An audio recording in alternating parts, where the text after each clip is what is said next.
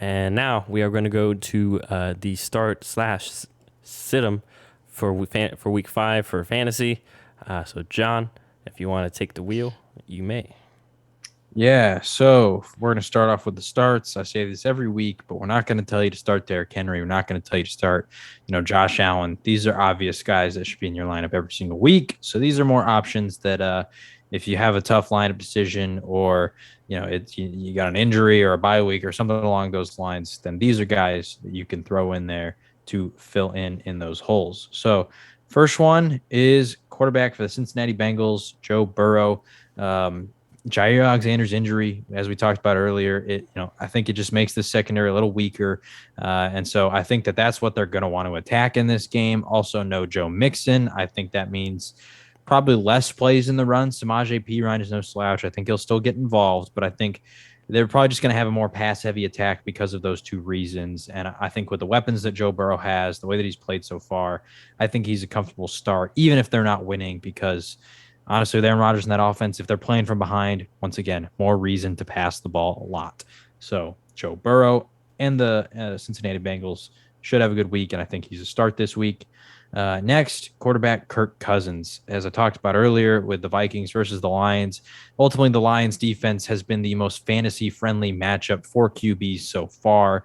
And so I think that Kirk Cousins and their offense, whether they win or not, they should be, attacking them well in the passing game. And so I think that Kirk Cousins, although he was a start last week and didn't really perform, he's got far more of a reason this week too against Detroit. Going to running back, Kareem Hunt from the Cleveland Browns. He's just been really solid. He gets a lot of receiving work, out of the running back group, but also he does get involved in the run game. And I think that just with the way the Chargers are playing and their secondary, they're going to be able to cover up a lot of the things downfield. And if they do stack the box, I think that's going to open up Stefanski's offense to potentially some little trick stuff, little throws out of the backfield to Kareem Hunt to just try and get things going in the short game. So, yeah, I just think with the way that Baker Mayfield has been playing recently, they're not going to be testing, Asante Samuel Jr. in this secondary. They're more likely going to be running the ball and trying to throw it short underneath. And that's where Kareem Hunt is going to thrive in both of those areas. So he is a start. And the next one is running back Damian Williams from the Chicago Bears. The Bears are a little bit weird just because Justin Fields is now the starter and their offensive line's poor. And so we're just not fully sure what we're going to get. But we saw what the offense is going to want to do last week with Justin Fields. And that's just keep things simple and not allow him to get into a situation where he's having to make crazy amounts of plays. And that means they're going to run the ball a lot. We saw that with David Montgomery. I think that's going to continue with Damian Williams.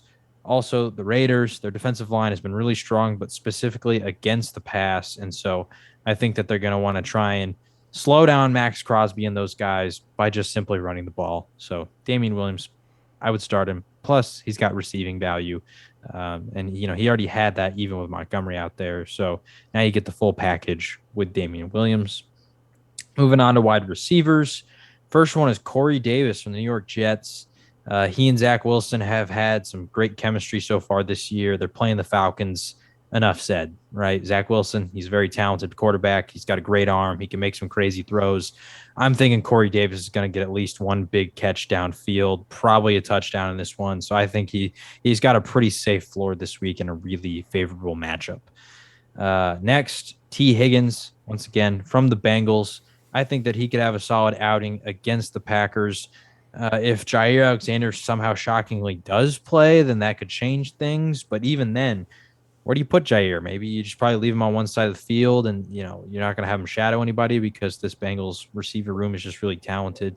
But once again, like I talked about Joe Burrow, I think they're going to be passing the ball a lot and probably playing from behind. So that bodes well for quarterbacks and receivers. Next up at wide receiver, we have Laviska Shenault from the Jacksonville Jaguars.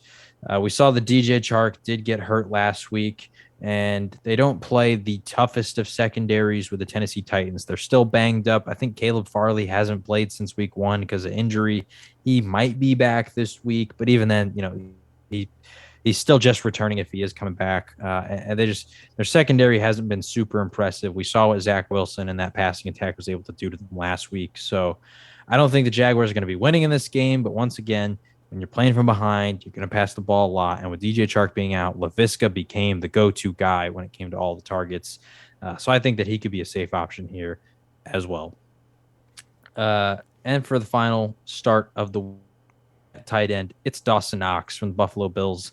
Logic here is he's just had a few good weeks in a row, and he's playing a Chiefs defense that, honestly, it just isn't very good. And I think that you could think, well, maybe, Tyrann Matthew is going to potentially cover him. He won't, because they're much more worried about Cole Beasley and Stephon Diggs and Emmanuel Sanders and even Zach Moss and, Devin Singletary and Josh Allen running. There's just too many options on this offense. And Dawson Knox, I think, with the way that he's been playing, the, amount of targets he's received in the red zone, I think that he could have, another high scoring game against a pretty poor Chiefs defense.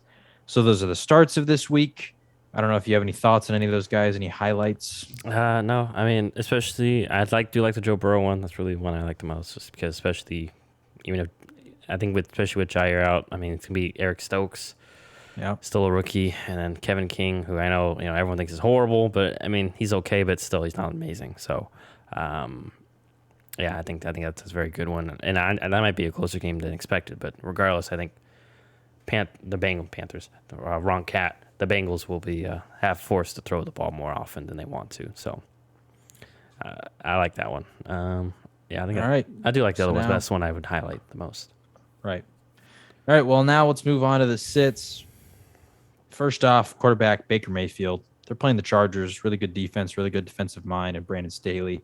He's not looked very good recently, and as I talked about it, I think that if the Chargers are going to give him the run, they're going to run it all day long. So it'll be remain to be seen if they do that. Maybe they'll stack the box, but regardless, I just don't have a ton of faith in Baker Mayfield this week.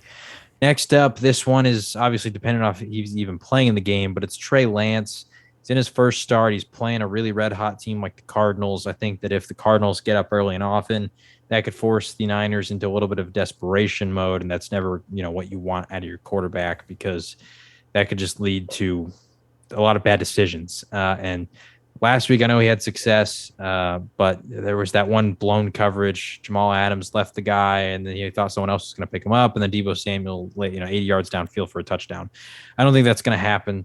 And give him another easy points like that. So I would bench Trey Lance in his first start. I know that some of our friends are going to be very happy that I said that about a rookie. At running back, first off, Miles Sanders from the Eagles. I'm not going to go too long on this one. They're just not running the ball. They're not giving him the ball. They're not running it. So he's basically on the sit list until they prove that they're going to do it. And then finally, Melvin Gordon. I would throw Javonte Williams in here too, but I think Melvin Gordon has been the better performer in fantasy so far. I would just bench both of them because it's a committee. It's a true split. Those two running backs are splitting, basically, 50% down the line. And that's going to cap both of their potential in this game. And then also they have a really tough matchup against Pittsburgh, who once again, their main strength is that defensive line and the front seven as a whole. So wouldn't start the Broncos running backs this week. At wide receiver, first off, Brandon Ayuk. I don't know if he's going to get involved with Trey Lance being his first start. I think they're going to try and run the ball a lot more. And even when he has played so far, I don't know what's happened. It looks like he's fallen out of favor. It looks like he's not really a part of the game plan that much. So I would bench him until further notice. And it looks like I know in one of my leagues, somebody's already dropped him. So it's just tough to really know what Brandon Ayuk can give you. Next to wide receiver, Juju Smith-Schuster. The Steelers play the Broncos. It's going to be a defensive battle. Like you said, take the under, and I think that that's going to affect Juju in this game. Big Ben just never has a lot of time, and he hasn't looked very good, so it's just hard to trust any of these Steelers receivers outside of Deontay Johnson as of right now. And then finally, Odell Beckham Jr., as you mentioned earlier, Baker Mayfield and Odell just do not look on the same page. And I think with Odell just recently coming back and it looks like a run-heavy game, just avoid the Browns' passing attack. And finally, at tight end, this one's very similar to Melvin Gordon. It's Dallas Goedert from the Philadelphia Eagles.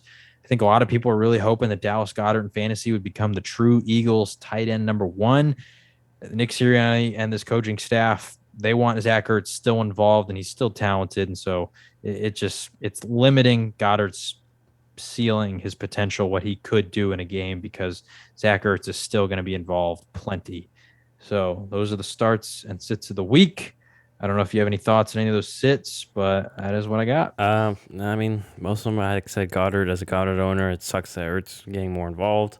And then obviously Ayuk, we've talked to our friend Panda about Ayuk. It's been rough, even though he started end the season great last year. It just seems to be in Kyle Shanahan's doghouse just for reasons we don't know. And regardless, seeing if he's out of it, which he apparently is, maybe not fully all the way out. It's Trey Lance, like you mentioned. Didn't look for him much last week, and in theory, he's probably looking for Debo and Kittle first. Anyways, right. So yeah, and then obviously Denver running backs. I forgot who Denver plays. They play the Steelers. Yeah, the Steelers got a good run defense. And yeah, I'm only starting Javonte Williams in one league because I forgot. I think that's my only other good running back. So at that point, yeah, like you said, if you're starting Javonte Williams, you're hoping that he falls in the end zone, really. So yeah, that's what I'm hoping for. So, yeah, I got no griefs, man.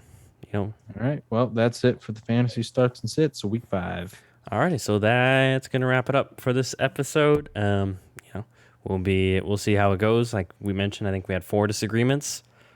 So knowing our luck, we'll probably draw. But regardless, hopefully everyone you enjoy your weekend. Have a good fantasy week. We're this Seahawks Rams game is more defensive than I thought it would be. Already 2 turnovers. Yep. But we'll see if it picks up. But otherwise, like I mentioned, enjoy your weekend, everybody, and we will see you next time.